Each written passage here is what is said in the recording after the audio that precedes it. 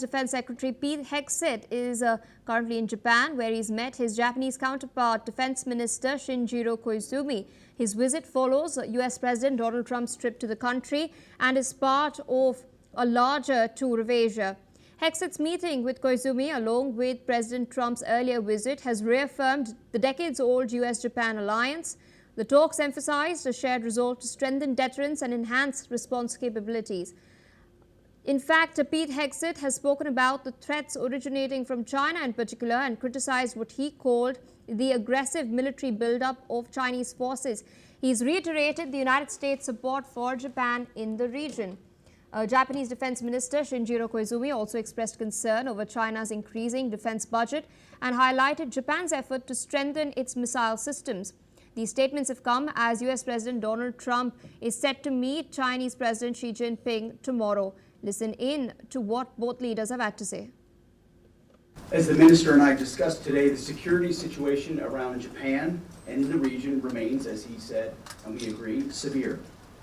The threats we face are real and they are urgent.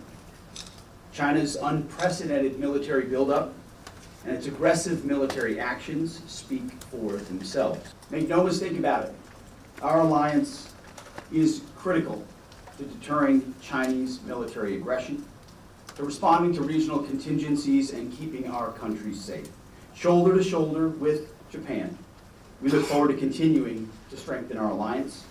We will act practically, strongly, and with common sense. また我が国周辺においてミサイル戦力が著しく増強されている状況を踏まえ、ミサイル防衛能力を不断に強化していくことも重要だと考えています。中国は国防費を継続的に高い水準で増加させ、十分な透明性を欠いたまま軍事力を広範かつ急速に増強させています。With us on the broadcast is Major General Sudhakarji, Senior Geopolitical and Strategic Defense Expert, joining us from New Delhi. Thank you so much for taking our time and speaking to us on NewsX World. Trump, of course, concluded his power-packed trip to Tokyo yesterday itself. He was on board USS George Washington, addressing U.S. troops in Japan, where he pointed out that the United States will be sending missiles to Japan later this week itself. Now, we do know Japan has been modifying its destroyers, its fleet, in order to accommodate these missiles. In fact, the deadline that was set was late this year, early next year, but that has been now expedited. That's not all. Donald Trump also spoke at the APEC business leaders conference earlier, once again, apart from his America First pitch, reaffirming the alliances that U.S. shares with Japan and South Korea in the Indo-Pacific. We do know that the current administration, U.S. administration under Donald Trump, has largely set its sights on the Middle East, the war in Europe as well. And for a while now, the Quad in particular has taken a slight back foot. Do you think all of this is a hint towards, once again, the Trump administration renewing its focus on the Indo-Pacific and countering China on this front? Yeah, good afternoon. Thank you for getting me for your show. Short answer to your question is yes. They have re-gravitated back to the National Security Strategy document and the doctrine, which has been formulated bipartisan. As a nation, they have taken a pledge and a commitment to address China as number one enemy. This is there in writing in black and white, not 1 year, for several, maybe more than a decade. It has been going on. And Donald Trump, during his 2.0 tenure, for past nearly 8-9 months or so, he has shown very clear indications of abandoning the very idea of Indo-Pacific, the concept he himself had actually reinitiated, re-energized in the year 2017 in his earlier tenure. And it was not understood as to why he was playing truant and relegating the concept of Indo-Pacific so as to contain, counter, and contest China in all paradigms, whether it is economic or military or engineering or intelligence or diplomacy, in all paradigms. So therefore, I would say it is a kind of a reset by the Trump administration, getting back to maybe they had got derailed, they had, or they might have been distracted by the events taking place. So it's good, it's better late than never. They are back to the beaten path of well deliberated, well Indeed. thought, and very focused concept. And it's a very happy turnaround, I would say. Back to you, Pia. Indeed, sir, requesting you to please stay on with us. In fact, we're getting some breaking developments. Donald Trump has just stated that Washington has reached a trade deal with South Korea. We're getting, in fact, a live feed from Reuters. Let's, in fact, cut across and listen into what he said. United States, from the standpoint of stocks, you put a lot of money in our stocks, so you're doing very well. I'd like to congratulate you. In some cases, you've doubled your money in about a year, and I'm very impressed with you. Your voters are very impressed with you. But we've done amazingly well. I don't think there's ever been anything like it, and we're over 17 trillion, probably up to 18 trillion dollars of investment. In the last 4 years of the last administration, there were less than a trillion. And we're over 17 trillion. We're close to 18. I think we're going to be 21 or 22 trillion by the time I finish my first year. And there's never been anything like that for any country, not even close. And part of that is the national security, given to us by the tariffs, properly used tariffs, very properly used. And other countries, as you know, have used them against us, but we never chose to use them very much. And we should have, and it's made a big difference. Our country is thriving.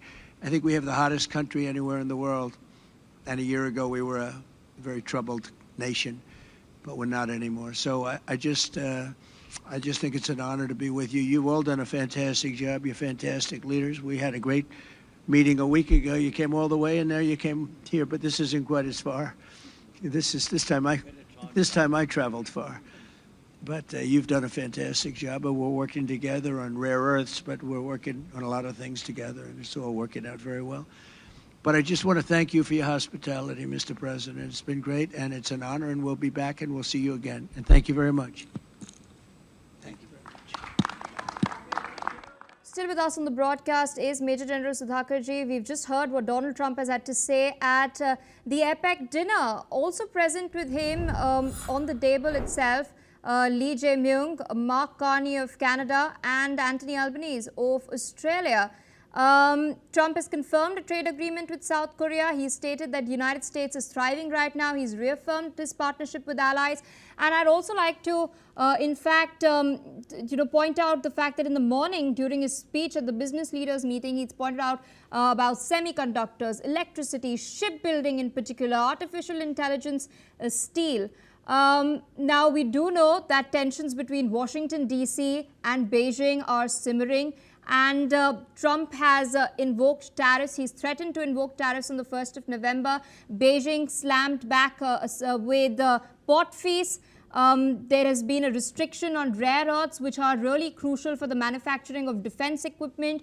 In fact, Beijing also put some restrictions and sanctions on South Korean shipbuilding firms, an industry that Donald Trump is looking at revitalizing in the United States of America. In context of all of this, where do you see the Trump-Xi talks heading in what direction do you see them heading in tomorrow?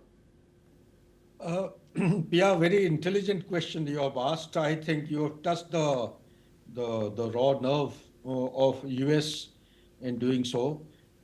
In my opinion, first and foremost thing which Donald Trump will try to address is the soybean and the corn, which is actually dumped and getting junked in the central portion of North America, that is the USA.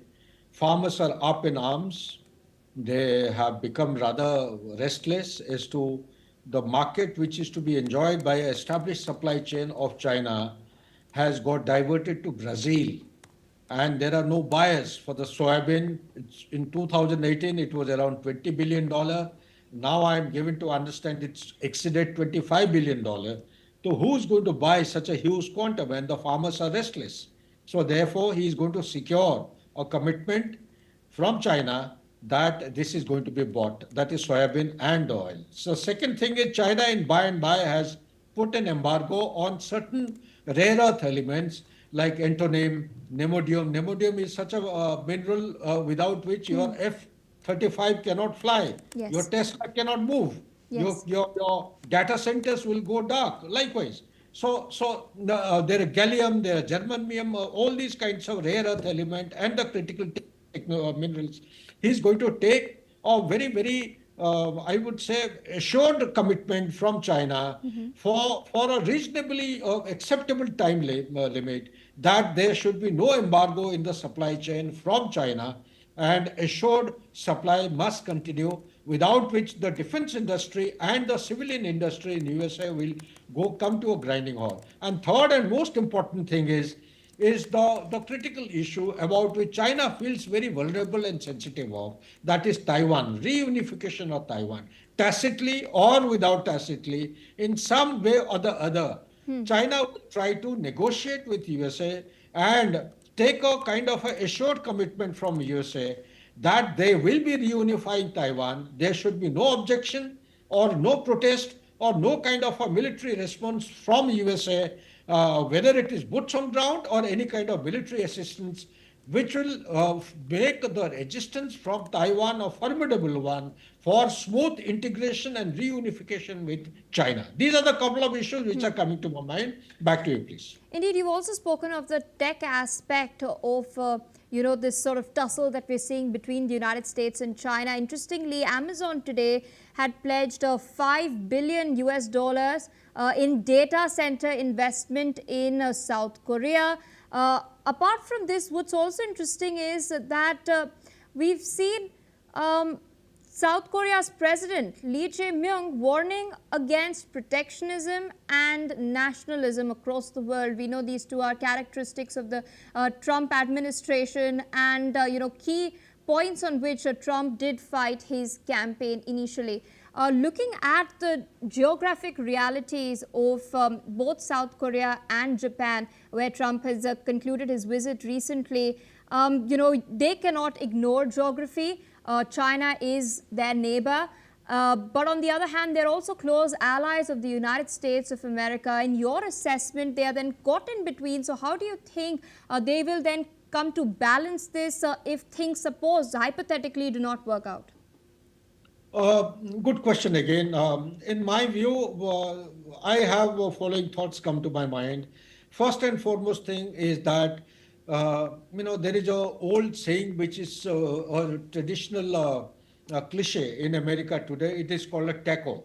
That is, Trump will, he will withdraw in his earlier statements and commitment. So there is every possibility of Trump doing flip-flop and going back in his earlier stance, and maybe possibly in times ahead, the tariffs are going to be further lowered to ease out and ensure smooth movement of the trade and the transactions of the commercial product. That is one issue. Second issue is that there is a militarization across the board going on all over the world. Trump has already clearly indicated and ensured Japan has raised the percentage of GDP towards the defense budget on the increase. So it's South Korea.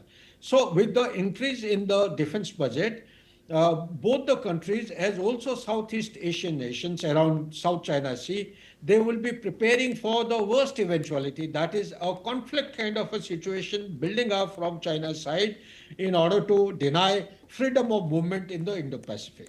Third thing which is coming to my mind, PI, is that you made a very relevant point.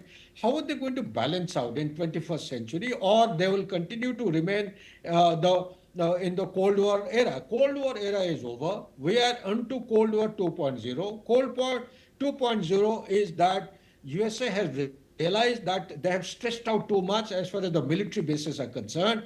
As far as the security responsibilities are concerned, they would like to make sure that countries like Japan, South Korea, and Southeast Asia like Philippines and all, agreement is fine and mutual contract or the pacts are fine. But when it comes to the finances, they will make sure that earlier finances which used to be borne, the expenditure borne by USA, are taken on by the respective countries, thereby reducing the burden on USA economy, because the debt in USA economy as of today is 37 trillion, and this is actually bounced. It has Yes. jumped from 5 trillion in the year 2005 to 37 trillion in 2025, just about 20 years' time. That's what he was trying to indicate, that the debt is mounting by the day. He would do anything and everything to reduce the debt of the USA economy from 37 trillion US dollar to maybe 30, 31 trillion by the time he finishes his tenure. Back to you, Pia. Indeed, interestingly, as you pointed out, I'd like to address one last thing before I move on. We're seeing this tussle not only just over the rare earths, as I also pointed out, this the tech tussle, the artificial intelligence race that is going on, the chips that are being used, NVIDIA, some of the NVIDIA chips were in fact restricted by United States of America to China. And of course, NVIDIA made history yesterday by becoming the first company ever to reach a market valuation of 5 trillion. Jensen Huang is in South Korea for this summit as well, something that Trump has pointed out in his speech earlier today. So what happens in the meeting tomorrow remains to be seen, but there are a lot of expectations and the world's eyes are trained on the crucial Trump-Xi meeting. I request you, Major General Sudhakarji, to please stay on with us as we're tracking some other very crucial information, this time from South Asia.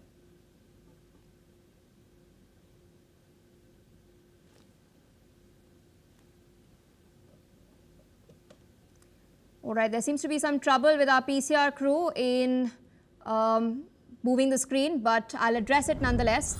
Pakistan's Defence Minister Khwaja Asif has threatened to obliterate the ruling Taliban in neighbouring Afghanistan in a dramatic escalation of rhetoric after the collapse of talks towards a lasting peace between the South Asian nations. Pakistan's Information Minister Ataullah Tarar has now stated that truce negotiations have concluded in Istanbul without a workable solution in a blow to peace in the region after this month's deadly clashes. Meanwhile, Khwaja Asif has stated that Pakistan would not need to deploy even a fraction of its full arsenal to completely obliterate the Taliban regime and drive them back into hiding, as he put it, in caves. Still with us on the broadcast is Major General Sudhakarji.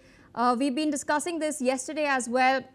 I pointed out to the report that had come out with regards to this mysterious phone call that was received by the Pakistani delegation in Istanbul from Islamabad itself, which brings me back to my question. Considering this rhetoric that we're seeing, this sort of posturing that we're seeing from Pakistan, this tough talk being made by their Defence Minister Khwaja Asif threatening to obliterate Taliban, do you think they'll really follow through? I asked you this yesterday as well. But in a very short manner, because